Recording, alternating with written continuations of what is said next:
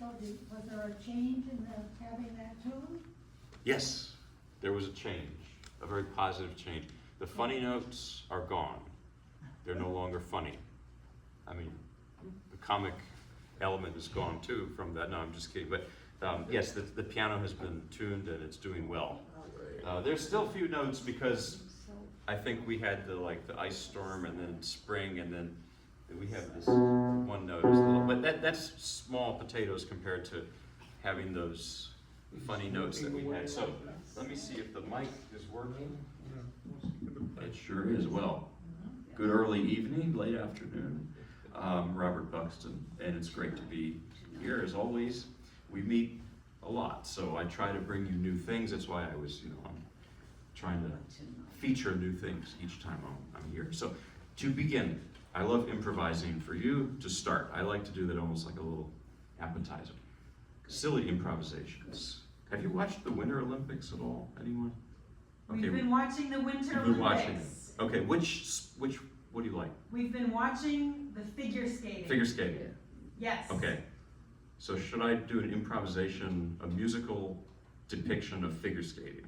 Yes. Yeah, sure. Let's see how that's going to work. All right, so I'm thinking a waltz. It's got to be a waltz. Boom, jump, jump. And I'll try to make they do those twirly jumps and then those spin things. I don't know, So somehow have to feature all of that in here, okay? Let's see if I can do it.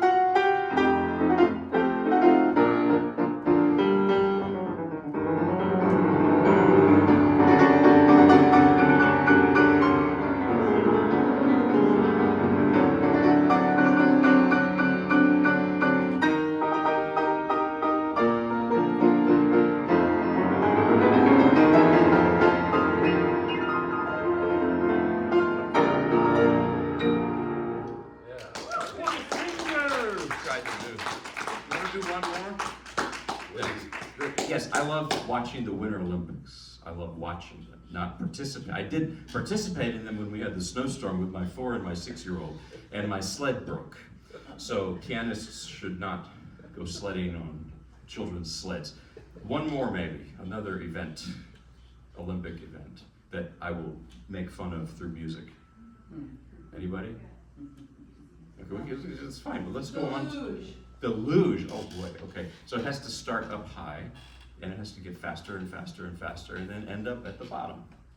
That's how I would do it. So we start up here, and eventually go down there. So, all right.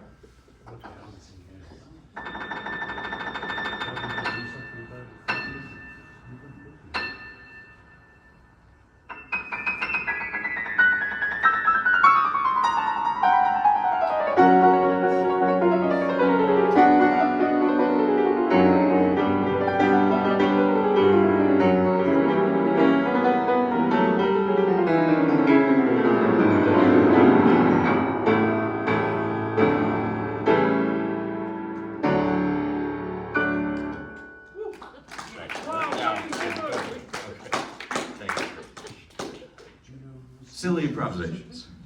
All right. Now I'm going to play the real music. To start with, a piece you've heard several times here, the Gluck melody from Orfeo by Gluck. I just said his name. Gluck was a composer in Vienna in the mid-18th century.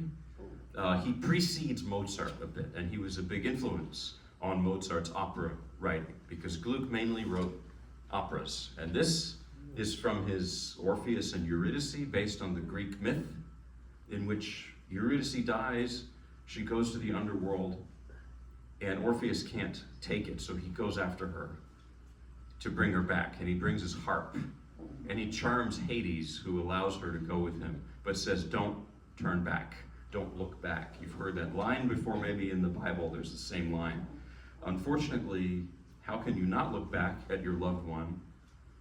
And he did, and she's lost. She goes back to the underworld forever. It's a tragic myth. However, in the opera, this is the mid-18th century. It's the age of enlightenment. They weren't going to settle for a depressing ending. So she comes back and they have a big celebration. I was shocked when I saw this at the Met because I didn't want to read about it in advance. I wanted to experience it. And I thought at the end, okay, that's it. It's so tragic, it's so sad. And then boom, she comes back and they have this big, oh, that's kind of nice. But this is from the middle of the opera. This is from an instrumental interlude called The Dance of the Blessed Spirits. I think there's some ballet that goes with this. And the original is for flute and strings. But this piano transcription or arrangement is by an Italian 19th century composer by the name of Scambati. Beautiful name. So this is the Gluck Scambati melody from Orfeo, or Orpheus.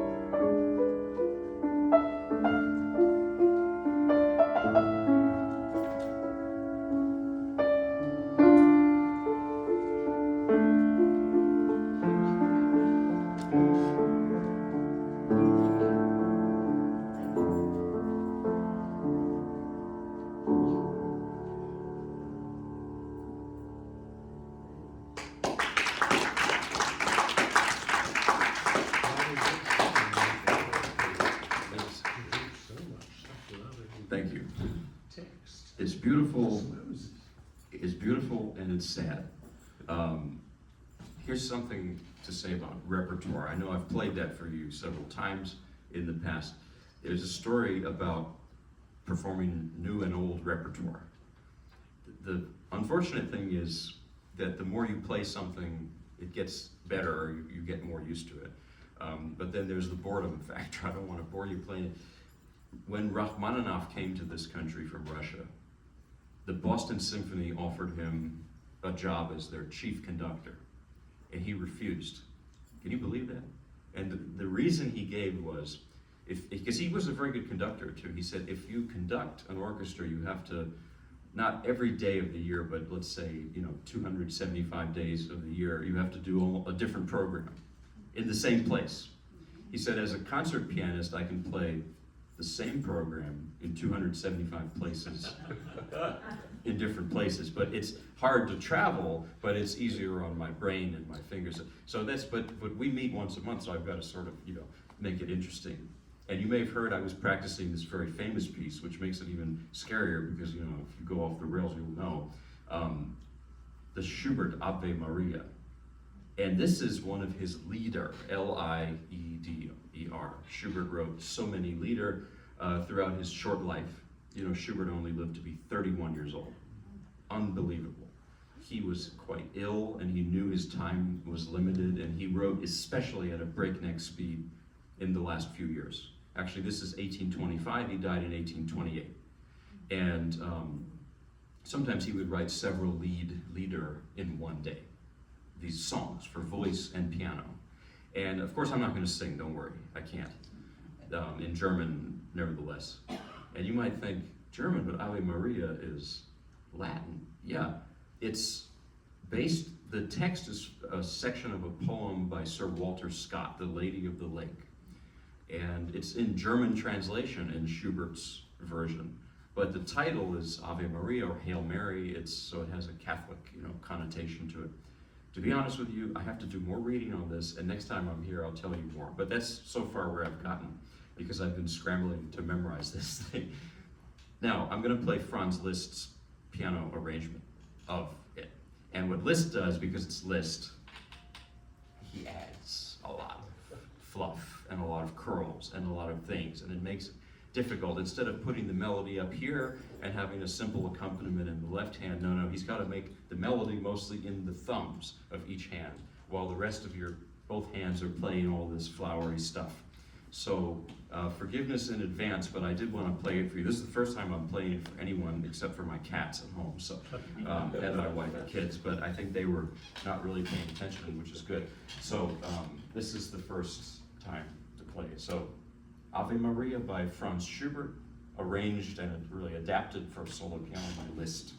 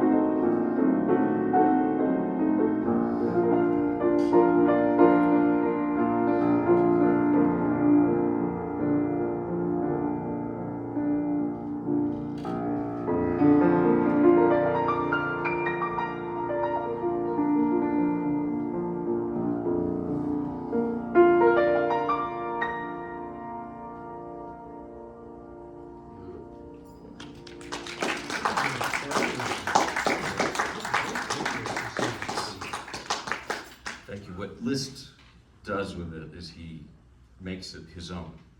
And he, a song like that will have verses which repeat the same. And with the original, with the voice and the piano, the singer will sing different words, different verses, right? Well, what Liszt does, because there's no singing, is he actually just changes the whole configuration of it each time. He starts, as you heard, he starts like, and then, the next time he does like, or even,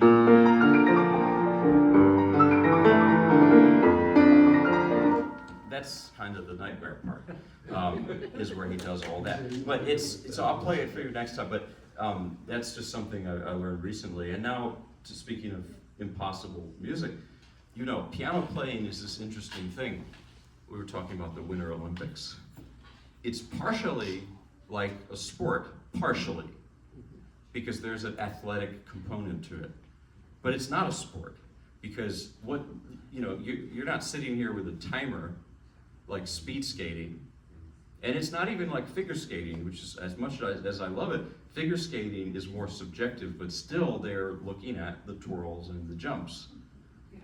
Did you measure how many right twirls and jumps? It's not the point in piano playing. So piano playing is like a hybrid of an athletic thing, but then there's a lot of other components to it. There's the musical side, there's the history of the music, there's the philosophical side. So it's hard to define it, but some of the next pieces I'm going to play are in the realm of etudes or studies. So they do kind of give you a little workout for your fingers.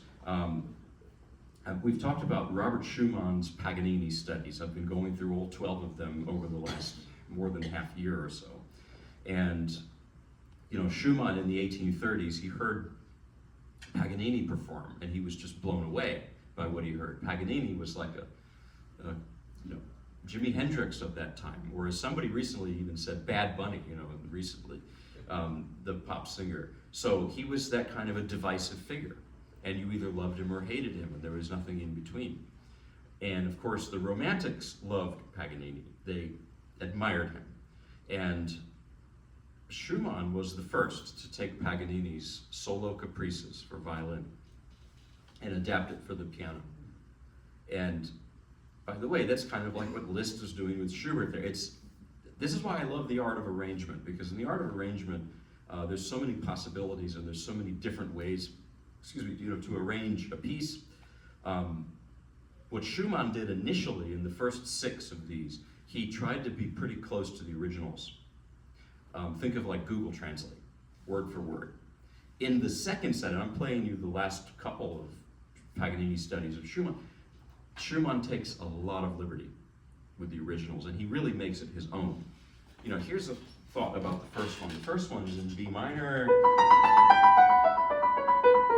goes something like that. On the violin, that's a study for 2 different strings, and for the bow, da da dee da da da da. I think maybe a violinist would correct me, but I think there's some kind of a thing. What Schumann does is he turns it into what to me sounds like relentless chatter. That's what I would say. And I think there's a reason for this. Schumann had bipolar disorder, and this influenced his life. He had a very difficult life. It influenced his music, I think. And there's a feature sometimes people with bipolar, when they're in a manic state, there's a sort of like a breathless talking that goes on. And that's what this reminds me of. My great-grandmother had bipolar, and as my dad said, that when she was manic, she would speak in a very agitated way. Maybe I'm starting to talk like that because I'm nervous to play it, but really, that's what this piece is. There's only 1 or 2 spots where there's a breath, where there's a comma, where there's a period. Other than that, it's pretty much just these straight 16th notes. And it's wild, it's really wild. So in other words, Schumann makes it fully Schumann, even though the original is a Paganini violin piece. So here's the first of the 2 I'm going to play today.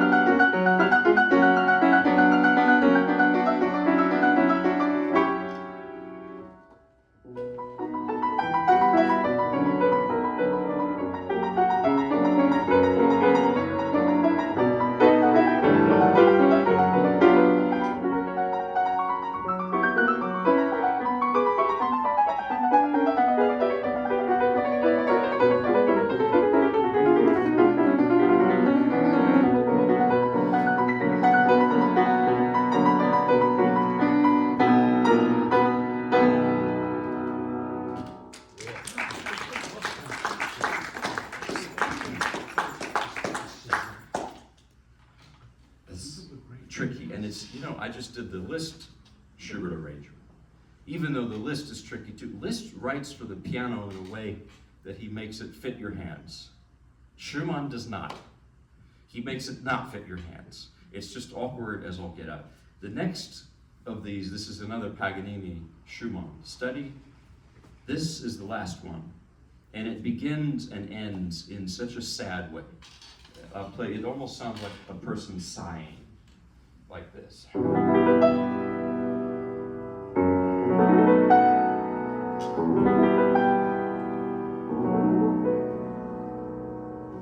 And this, the beginning and the end is like that, I said.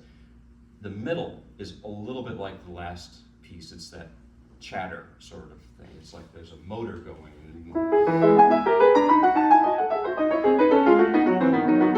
Like that. And in that section, it's reminiscent of Bach. It just sounds like Bach. It has these, the left hand and the right hand have like two melodies going simultaneously. And that's typical of Bach. It's not melody plus accompaniment. It's like two equal melodies at the same time, like two trains on parallel tracks going. Somebody said when I played this somewhere, they said, I was out in the country, you know, and I told about Schumann, and this lady said, well, I can hear the two voices going at each other. I said, that's very spot on with, you know, his condition and everything.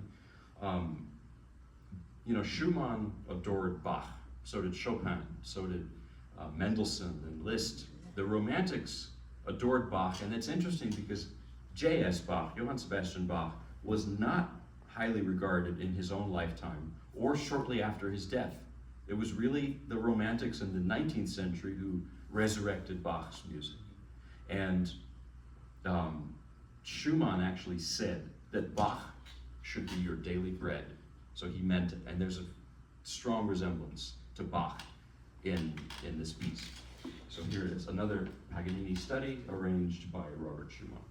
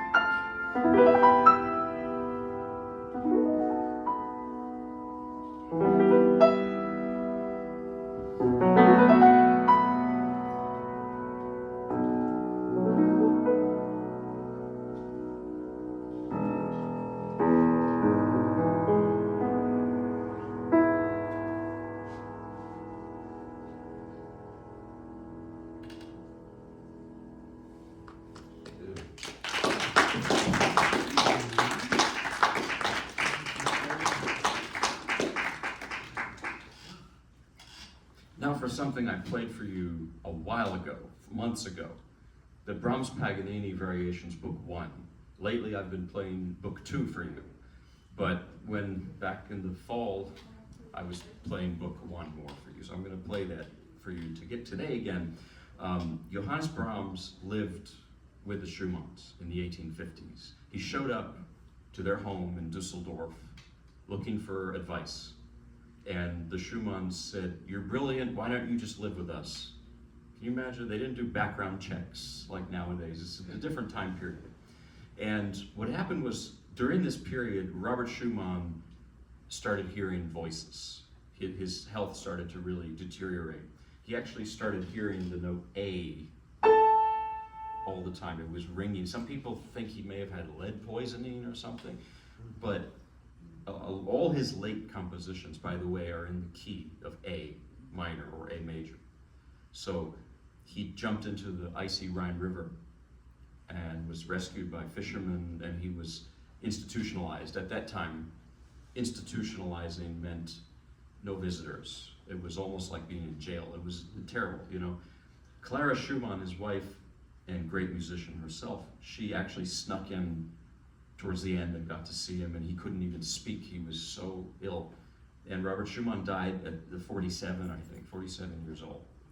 So Brahms, the young Brahms, and Clara Schumann, a bit older than him, 15 years older or so, they went with the Schumanns, 7 children, little kids. They went on a trip to Switzerland together. And I think it's from that trip that there comes about this myth that there was a romantic relationship between Brahms and the much older Clara Schumann, because the neighbors thought this was odd. What is this young man doing with this? The historians I've read say that's not the case.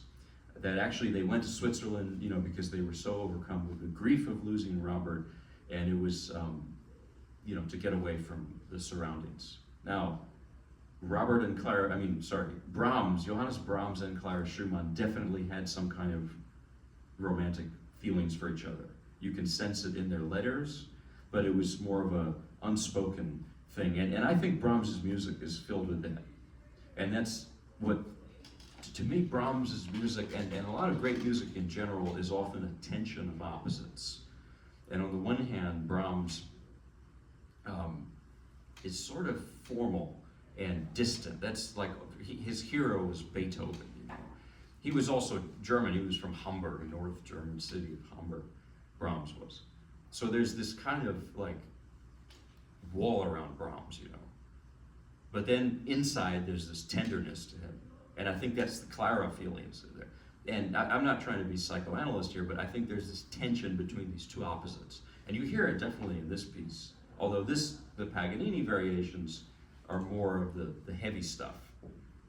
Brahms initially wanted to write finger exercises. I call them finger torture, because they really are.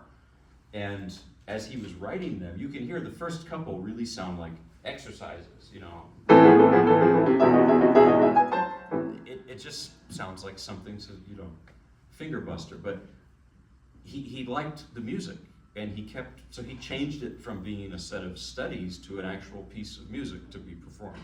So the basis of this is the 24th Caprice of Paganini. Famous theme, you know. Last I want to say, I think you can hear the influence of Schumann's Paganini studies here, no doubt. It's there. So here is Brahms' Paganini Variations, Book 1. Listen to the soft parts. There's not a whole lot of them, but in the soft parts, there's the magic. So that's what my teacher would have said. He was not, if my late teacher, Solomon Mikowski, he said, like, I'm not impressed by fast and loud. Anyone can do that. It's what do you do with the quiet moments with not many notes. That's what's really hard and what's really meaningful. So.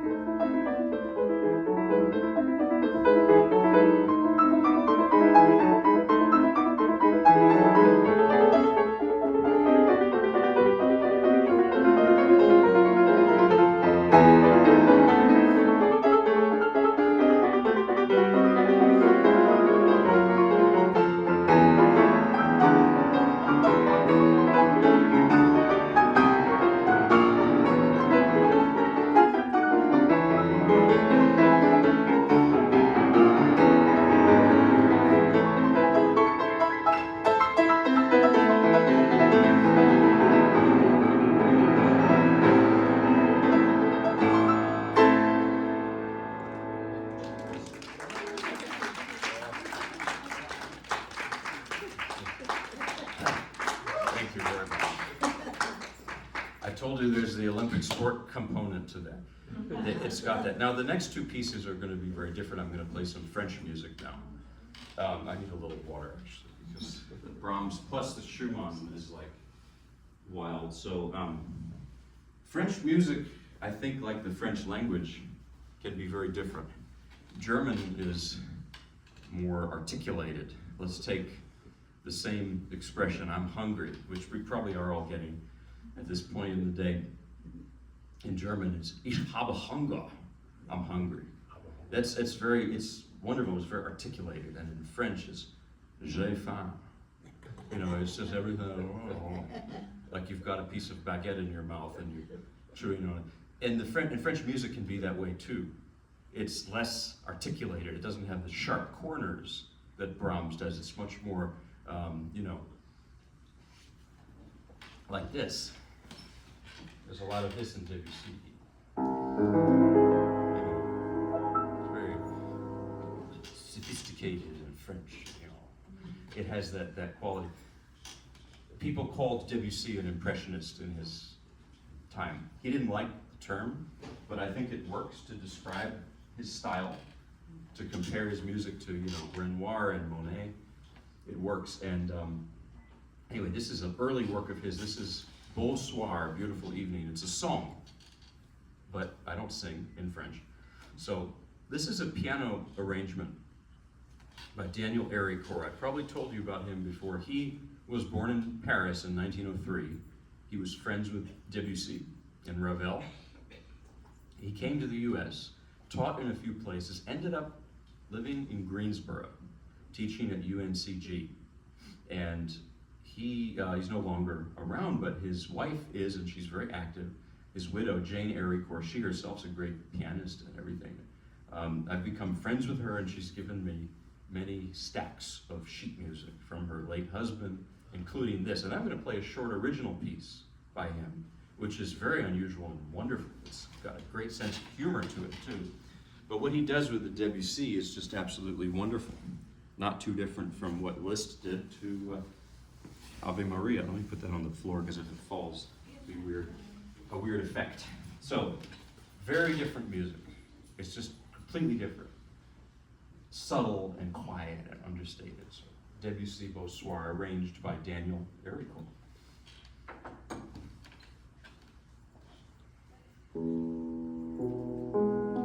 So that note, let me do that again. I think I used the soft pedal and it went zing, so yeah. It still did, it's okay. So, yeah.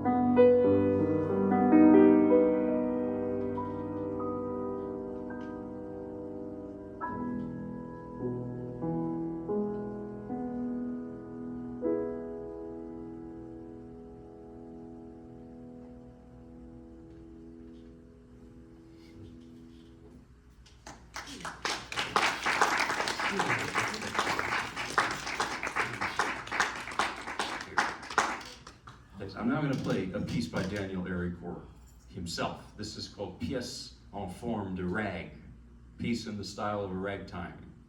And it's from the 1920s. What was going on in the 20s was France and Europe also, I mean, World War I had just ended.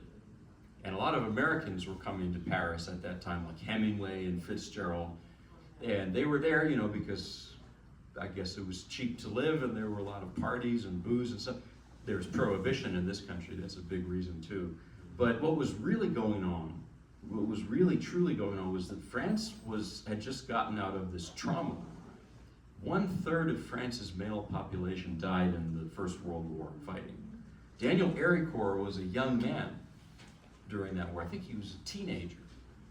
And he played the piano, so they put him in the marching band. What do you know, how do you play piano with a marching band? It's like that Woody Allen movie, Take the Money and Run, where he plays cello with a marching band and has to keep getting up and moving every so often with his chair. But they had him play the xylophone. And even though he was doing that and not on the front, he must have been affected by that war. Everybody was. And so French music changed. European music in general changed a lot. It became more dry and a little bit more terse. Think of Ernest Hemingway's writing, which is almost like typewriter. You know, there's that terseness to it. And even Debussy himself, that was 1880, what I just played, when he was pretty young when he wrote that. But Debussy died in 1918, the last year of the First World War, actually. Debussy's late music is completely different from that. It's also much drier. There's actually a piece by Debussy, I played it, it's for 2 pianos, and it's called En Blanc et Noir, in black and white. So he went from being this composer with a lot of color, sounds like color, you know, the effect of color, to just black and white. So this piece, though, it's in the style of a ragtime, Daniel Aricourt.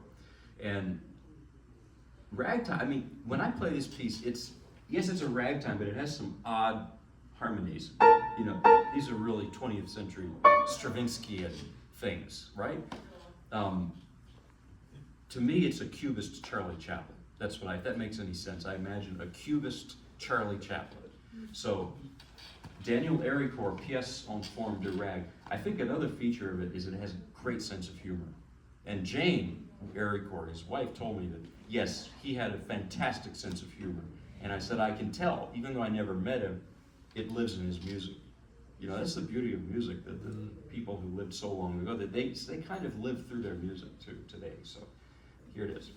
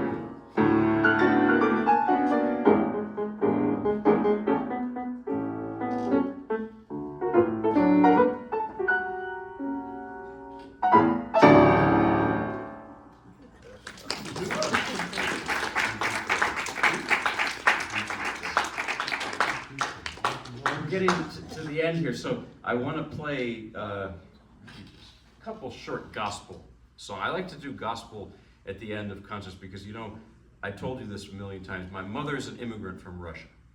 My dad's an immigrant too, from southeastern Virginia. And he raised me on gospel. So man, maybe just one. Yeah, we'll do two. I'll do straight through. I'll do Blessed Assurance, and then I'll go to another gospel song, Just Another Talk, or Just a Little Talk with Jesus. Not just another, just a little. Here are the two gospel, and thank you very much for coming as always, for having me. So, thanks.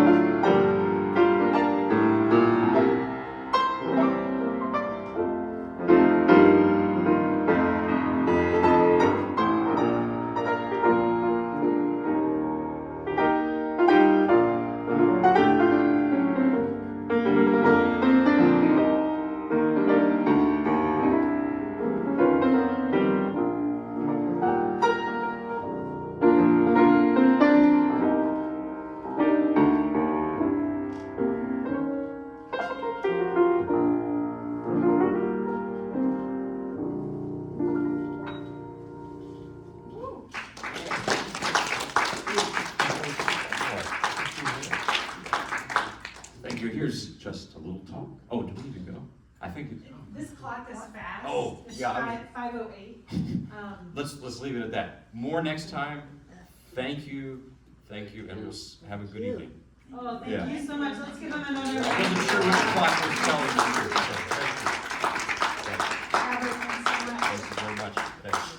I wasn't sure which clock was right. I have mine, but I thought, no, it's gotta be that one, so. It's your clock. Thanks. Very nice.